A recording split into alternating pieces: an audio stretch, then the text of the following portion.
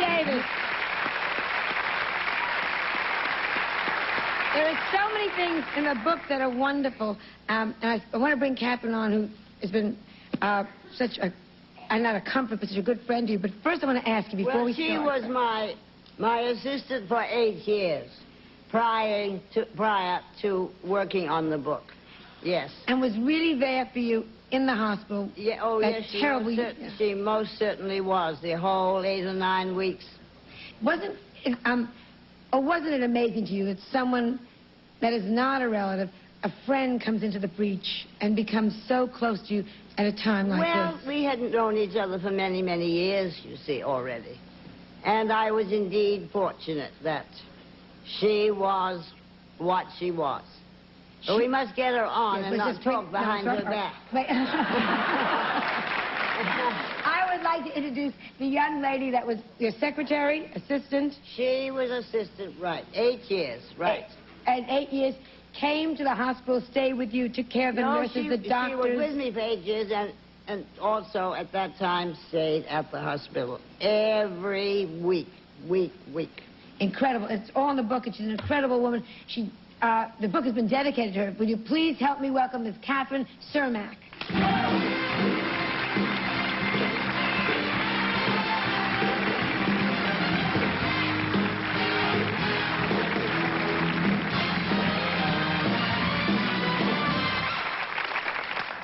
Now, here is Catherine, a good friend. Yes, sir. For 9 years. Well, 10 years. Yes, but more than a friend. Without her, really, this book would never have been finished. What a help, really. And I dedicated the book to Catherine, and I can't say it better again than I said it in the book, what I feel about her contribution to this book. Dear Kath, I dedicate this book to you, as without your help in writing it, it might never have been finished. To say nothing about the fact that you helped me get through a great part of its contents. Who knows? Your enjoyment working on my book might be a possibility for things to come in your life. Oh, Kath, oh, you know my thanks. Love, Miss D.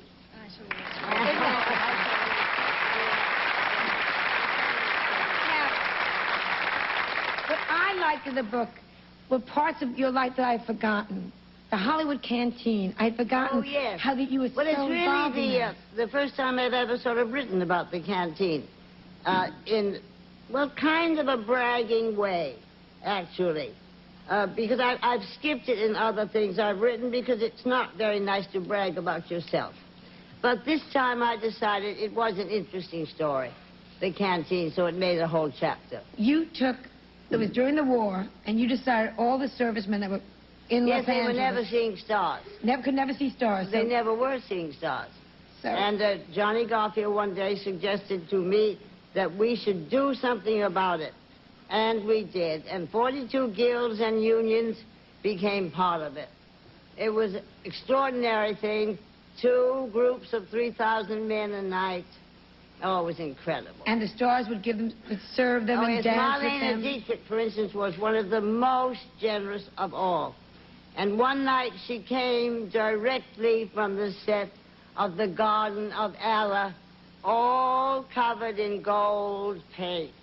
And the men, and not many clothes, just sort of gold paint. And the men went mad. Absolutely mad. As they well should have, I agree. But you... Now, the men went mad for you, too.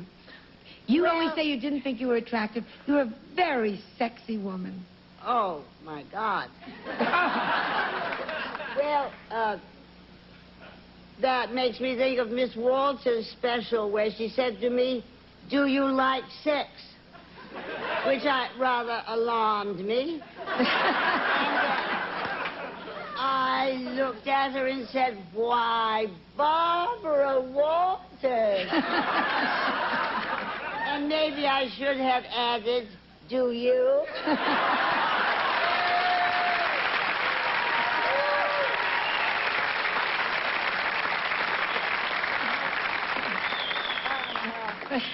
Now, in your book, you talk about, you said you were a good mother. Were you also a good wife, did you think? You had 4 marriages.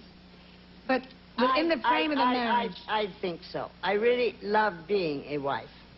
And it's one of the really sadnesses of my life that sort of, no, it didn't work out for now, you know? No, the enemy was fame.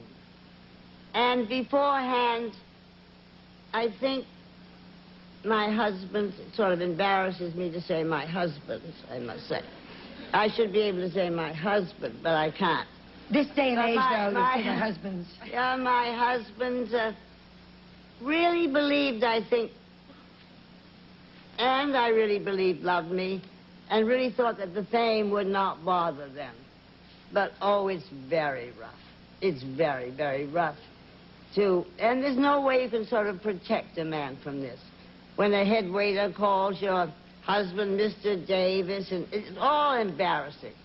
So that was the enemy, fame, I really think. Would you have had it, looking back at your life now, which has been incredibly successful and still is, you just completed a picture of my good friend, Vincent Price, who adores you. Oh, well, he's wonderful, isn't it? Yes. Oh, and he says you're wonderful. We were all freezing to death for 10 weeks on an island in Casco Bay, in Maine. It's a wonder we're still alive, but we are. But looking back, what would you change if you could change anything? Well, I really feel I would not change. I was an incredibly lucky person. Won the top spot in my career. Was fortunate enough at a very late age to have a child, and the career was made so I could devote myself to children. Eventually adopted 2 other children. No, I don't think I would do anything differently. Isn't that wonderful to be able to sit here and say that? I don't think I would. No. You know how blessed you are? That's wonderful. Yes, I feel I am an indeed fortunate woman, I must say. We'll do a commercial and we'll talk some more. All right. I'll be right back with more of Bette Davis.